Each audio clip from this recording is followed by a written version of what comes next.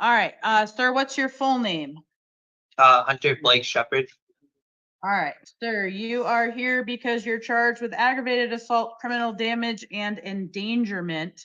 I am going to enter a not guilty plea for you. You do have the right to remain silent and the right to an attorney. Appointing the public defender's office to represent you.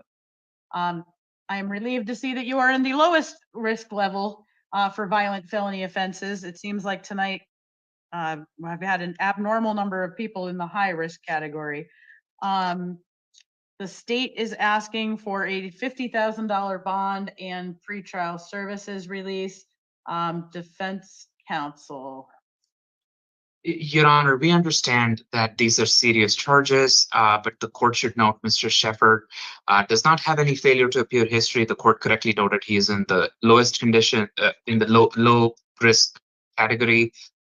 Your Honor, he's only 22 years old. His mother can provide third-party custody and transport. Mr. Shepard is also employed. And Your Honor, there is some indication that there was a need for mental health screening in the pretrial services report, and there seems to be an indication that a Title 36 petition would also be filed. This is under the behavioral stability section. For those reasons, Your Honor, we are asking you to consider giving Mr. Shepard one chance on pretrial services supervision. But if you're not inclined, we ask that the bond be not more than, well, something significantly lower than the $50,000 that the state is asking. Thank you.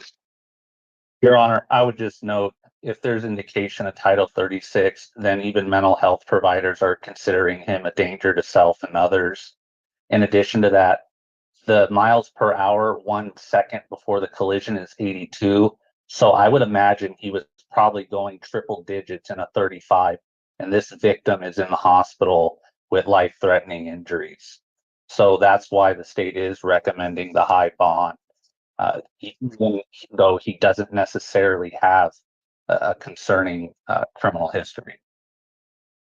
All right, so for the record, and I'm not arguing about the facts, but I just want to make it clear how I interpret them. It looks like he was driving 82 miles an hour before he hit his brakes, a second before he hit his brakes, not a second before the collision. So I don't have any reason to believe he was going more than 82 miles an hour. That is what he's charged with is reckless, and I understand that he caused grave injury to someone, and this is a very serious offense.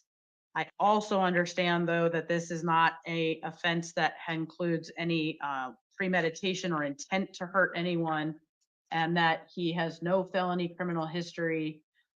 He is the lowest possible risk on the failure to appear score and almost the lowest possible risk on the new criminal activity score. He does not have an NVCA flag. From what I can tell, he's got no pending charges, no prior convictions, misdemeanor or felony, no failure to appear history. He is employed. I am required to set release conditions in the least onerous conditions possible that will assure his appearance in court and protect the community. Based on his risk assessment, I do think it's appropriate to release him to pretrial services. So, sir, I am going to do that. I am ordering that you are not to have any alcohol or illegal drugs, no firearms or weapons, and submit to all monitoring or treatment that's directed by pretrial services. I'm also ordering that you do not drive a vehicle unless you have a valid driver's license. If MVD suspends or revokes your license and you drive anyway, you will be in violation of your release conditions and you can be held on this case until it's resolved. Your next court date, sir, is November 19th at 1:30 in the afternoon. Sir, that court date may change. Please stay in touch with your attorney and with pretrial services so that you know when your court dates are. If you miss court, you will get a warrant. Do you have any questions about your release conditions or your court dates, sir?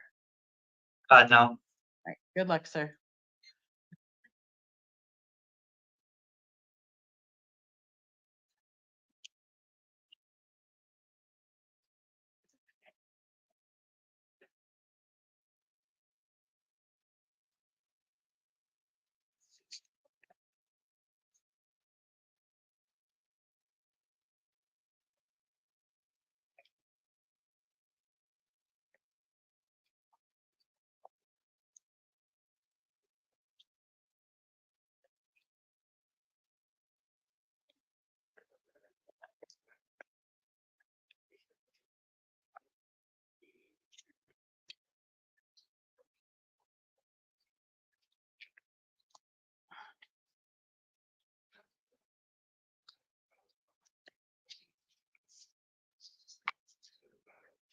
No.